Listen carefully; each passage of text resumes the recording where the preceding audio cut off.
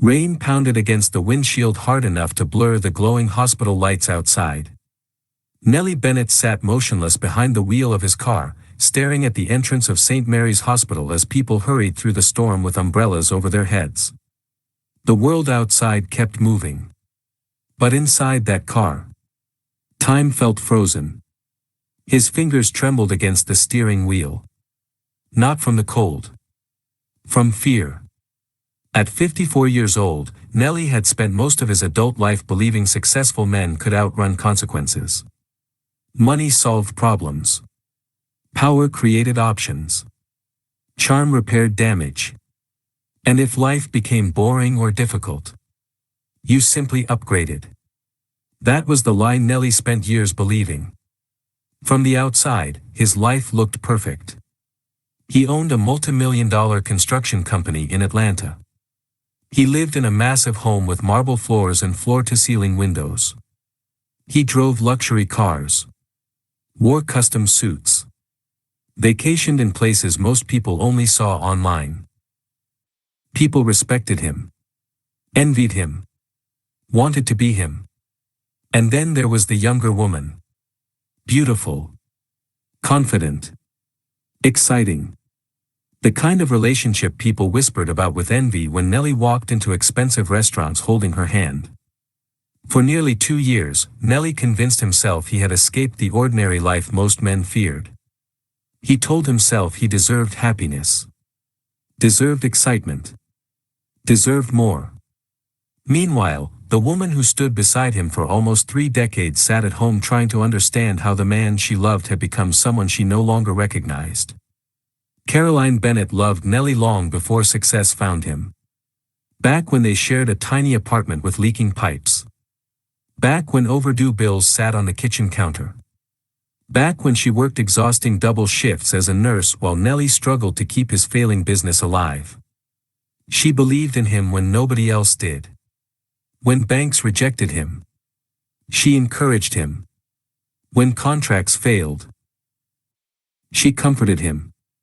When he doubted himself, she reminded him who he was. There were nights Caroline came home exhausted from 12-hour shifts and still sat beside Nelly at the kitchen table helping him organize paperwork for the business. There were Christmas mornings when they barely had enough money for presents. Birthdays celebrated with cheap dinners and candles from the dollar store. Years when they survived on hope more than certainty. And somehow, back then, they were happier than they realized. But success changes some people. And money often reveals what character tries to hide. As Nelly's company grew, so did his ego. The praise became addictive. People laughed harder at his jokes. Businessmen treated him differently. Women noticed him. At first, he enjoyed the attention harmlessly. Or at least that was what he told himself. A compliment here. A flirtatious conversation there. Nothing serious. Nothing dangerous. Until Elena. Elena Brooks was 33 years old. Sharp. Elegant. Magnetic. She worked in luxury real estate marketing and carried herself with effortless confidence. When she spoke to Nelly, she made him feel admired again. Not needed. Admired. And there is a difference. Caroline knew his weaknesses. She knew his flaws. She saw him at his worst. But Elena only saw the polished version. The successful businessman. The provider. The confident older man with influence and money. Nelly became addicted to that version of himself. The version untouched by responsibility. Untouched by aging. Untouched by failure. And slowly, he began drifting away from his real life. Dinner at home became rare. Business trips became longer. Phone calls became shorter. Caroline noticed every change. The distance. The coldness. The disappearing affection. But after nearly 30 years of marriage, she kept hoping things would improve. Because love makes people patient. Sometimes too patient. One Thursday evening, Caroline picked up Nelly's iPad while searching for a recipe. A message appeared across the screen. "I miss last night already." Her stomach tightened instantly. Before she could process it, another message appeared. "You promised you'd tell her soon." Caroline stared at the words for a very long time. The room suddenly felt smaller. Quieter. Colder. She slowly sat down at the kitchen table while the sound of the refrigerator hummed softly in the background. No screaming. No panic. Just silence. The kind of silence that arrives when someone's entire reality breaks apart. Hours later, Nelly walked through the front door loosening his tie casually. Then he saw the iPad resting on the table. And Caroline sitting in darkness. He froze instantly. Caroline looked at him with tears already filling her eyes. But her voice remained calm. "How long?" Nelly opened his mouth. Then closed it again. For the first time in years, he had no confidence. No charm. No control. "Almost 2 years," he whispered. Caroline lowered her head slowly as if the weight of those words physically hurt her. 2 years. The words barely escaped her lips. Nelly started explaining immediately. Blaming stress. Distance. Unhappiness. Midlife confusion. But every excuse sounded smaller the moment it left his mouth. Caroline listened quietly. And somehow, her silence hurt him more than screaming would have. Finally she asked one question. "Did you ever think about what this would do to our family?" Nelly couldn't answer. Because the truth was simple. He hadn't. He thought about excitement. Escape. Attention. Himself. That night Caroline slept in the guest room. 3 weeks later, Nelly moved out. And 6 months after that, their marriage officially ended. At first, Nelly believed he made the right decision. His relationship with Elena felt exciting. Fresh. Adventurous. They traveled constantly. Miami. Los Angeles. Cancun. Nelly bought her expensive jewelry, designer handbags, and luxury vacations. He moved into an upscale condo downtown with skyline views and rooftop pools. Online, his life looked glamorous. Friends congratulated him. Some secretly envied him. Nelly mistook attention for happiness. Meanwhile, Caroline quietly disappeared from his life. She stopped calling. Stopped arguing. Stopped trying. Their children, Jordan and Camille, barely spoke to him anymore. Especially Jordan. His son no longer looked at him with admiration. Only disappointment. And disappointment cuts deeper than anger. Still, Nelly ignored the damage. He convinced himself people would eventually understand. He told himself he deserved happiness. But slowly, cracks began appearing. The excitement that once consumed him faded faster than expected. Small silences began appearing between him and Elena. Silences Nelly did not know how to handle. Their relationship worked best when life felt luxurious. Easy. Exciting. But Elena hated inconvenience. When Nelly worked late, she became irritated. When business meetings interrupted vacations, she became distant. And slowly, Nelly began noticing something uncomfortable. Without expensive restaurants. Without gifts. Without glamorous trips. They didn't actually have much to talk about. Still, he ignored the warning signs. Until reality arrived all at once. It started with one phone call. Nelly was attending a construction conference in Chicago when his financial officer called late at night. "Nelly, we have a serious problem." A major investor had unexpectedly pulled out of one of the company's largest projects. Millions vanished overnight. Within days, subcontractors demanded payment. Banks tightened lending. Rumors spread quickly. Construction businesses survive on trust. And once confidence disappears, collapse happens fast. Nelly flew back to Atlanta immediately. For weeks, he barely slept. Lawyers filled his office. Creditors called non-stop. Employees panicked. Then came the second blow. An internal audit uncovered financial mismanagement involving one of Nelly's senior partners.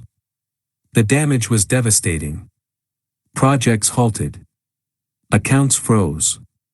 Lawsuits exploded across the company. And suddenly, the wealthy businessman everyone admired became a man drowning in debt. Within 3 months, Nelly lost almost everything. The condo. The luxury car. The investments. Even his reputation. People stopped answering his calls.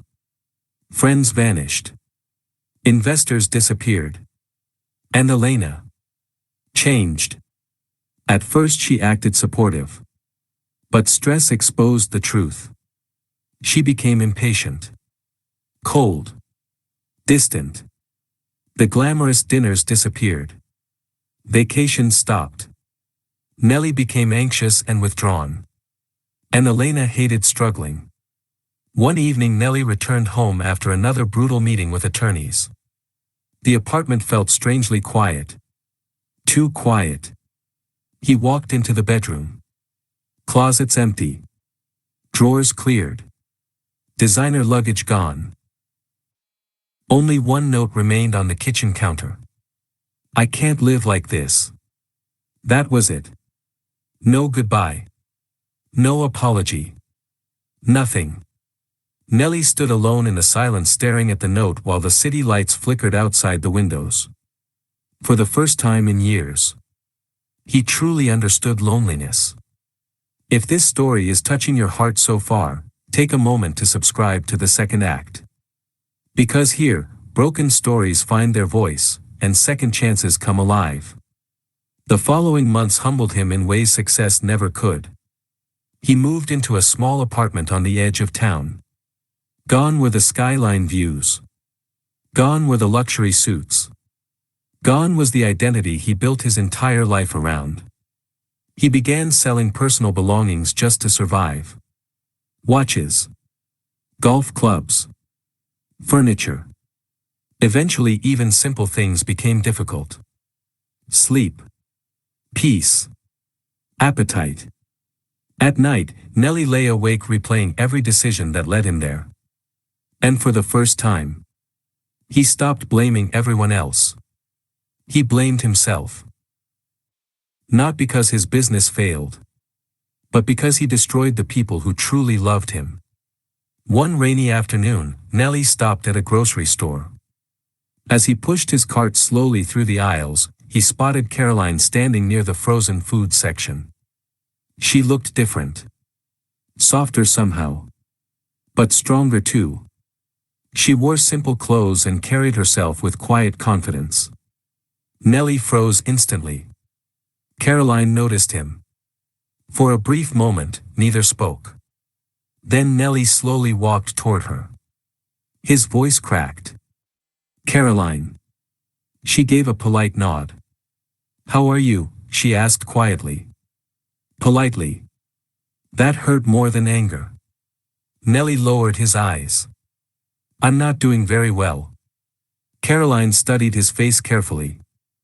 And for the first time, she saw consequences finally catching up to him. Not revenge. Consequences. Nelly swallowed hard. "I'm sorry," he whispered. Caroline remained silent for several seconds. Because some pain is too deep for immediate forgiveness. Finally she spoke softly. "I loved you when you had nothing, Nelly." Those words shattered him. Because they were true. Caroline walked away slowly pushing her shopping cart toward the checkout lanes.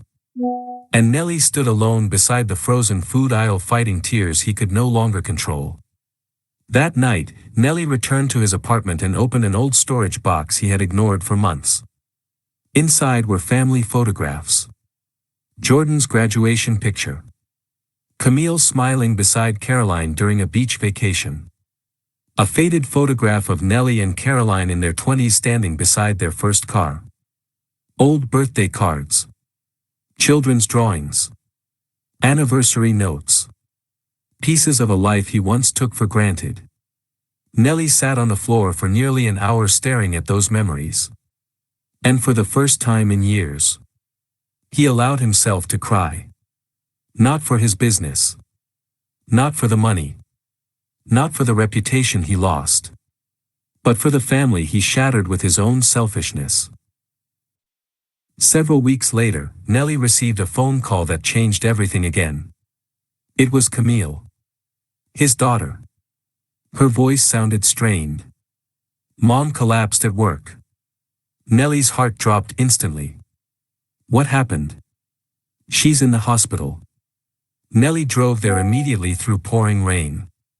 The waiting room smelled like antiseptic and exhaustion.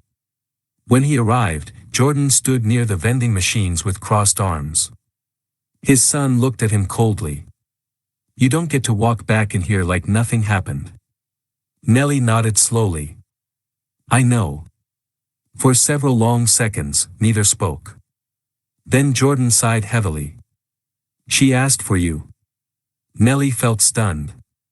After everything. Caroline still asked for him. He slowly entered her hospital room. Caroline looked pale beneath the fluorescent lights. And four rested beside her bed. But when she saw Nelly, she smiled faintly. That nearly broke him. Nelly sat carefully beside her bed. What did the doctors say? He asked softly. Caroline exhaled slowly. Severe exhaustion, stress, high blood pressure. Nelly lowered his head. Guilt wrapped around him like chains. Caroline looked at him quietly. You look tired too, she whispered. Nelly laughed weakly. Tired doesn't even begin to cover it. For the first time in years. They talked honestly. No pride. No pretending. No performance. Nelly admitted everything. The loneliness.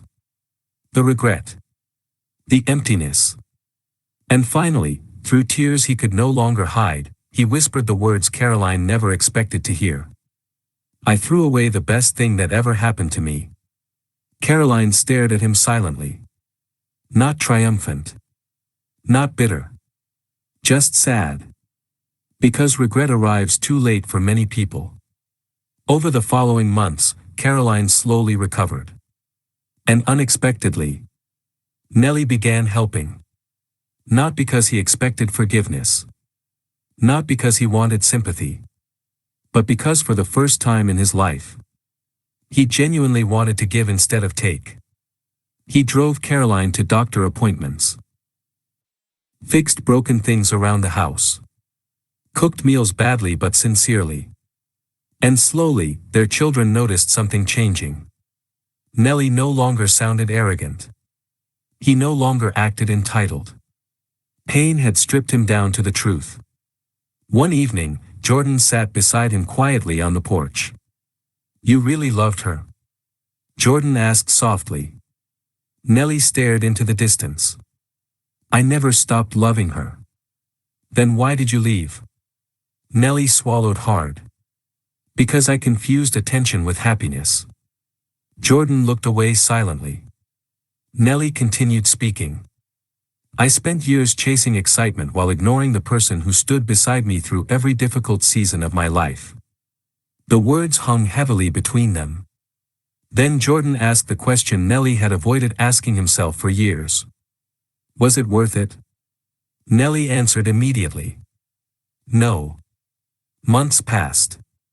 Nelly found smaller construction work to survive. Nothing glamorous. No luxury offices. No headlines. Just honest work. And strangely, he felt more peace than he had in years. One Saturday afternoon, Nelly helped Caroline organize old photo albums in the attic. Pictures covered the floor around them. Family vacations. Birthday parties. Christmas mornings. Years of memories. Caroline picked up a faded photograph from their early 20s. Back when they had almost nothing. They looked exhausted. But happy. Nelly stared at the picture quietly. "I spent so many years chasing what I thought mattered," he said softly. Caroline looked at him carefully. "And what matters now?" Nelly's eyes filled with emotion. "People who stay when life stops being easy." Caroline looked away quickly. Because despite everything, part of her still loved him. But love after betrayal becomes cautious. Fragile. Slow. Trust does not magically return because someone apologizes. It returns through consistency. Through humility. Through time. And Nelly finally understood that. As winter arrived, Nelly continued showing up quietly. Not with grand speeches. Not with expensive gifts. But with consistency. He helped Jordan repair his leaking roof. Attended Camille's work presentation without being asked. Sat with Caroline during difficult medical checkups. Slowly. Very slowly. The walls around the family began softening. One snowy evening, Caroline stood at the kitchen sink watching snow fall outside while Nelly repaired a broken cabinet nearby. For a long moment, neither spoke. Then Caroline finally asked the question she had carried silently for years. "Did you ever love her more than me?"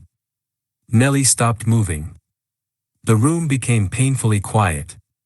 Then he answered honestly. "No." Caroline turned toward him slowly. "Then why did you risk everything?" Nelly looked down. "Because I was selfish, and weak, and stupid enough to think excitement mattered more than loyalty." Caroline's eyes filled with tears. Nelly continued softly. "I spent years chasing feelings instead of protecting the people who protected me." Neither spoke for several seconds. Then Caroline quietly wiped her eyes and looked back out the window. But something shifted between them that night. Not complete healing. Not perfect forgiveness. But honesty. And honesty became the first brick in rebuilding what they lost. Nearly 2 years after losing everything, Nelly stood inside a small community center helping rebuild homes damaged by storms. The work was exhausting. But meaningful. For the first time in decades, he used his skills to help people instead of impress them. Volunteers laughed nearby while children played outside. And across the room, Caroline handed out food to families. Nelly looked at her quietly. Not with entitlement. Not with possession. But gratitude. Later that evening, they sat together outside beneath the fading sunset. Nelly finally spoke. "I know I don't deserve another chance." Caroline remained silent. "I hurt you," he continued. "I hurt our children. I destroyed our family because I was selfish." Caroline studied his face carefully.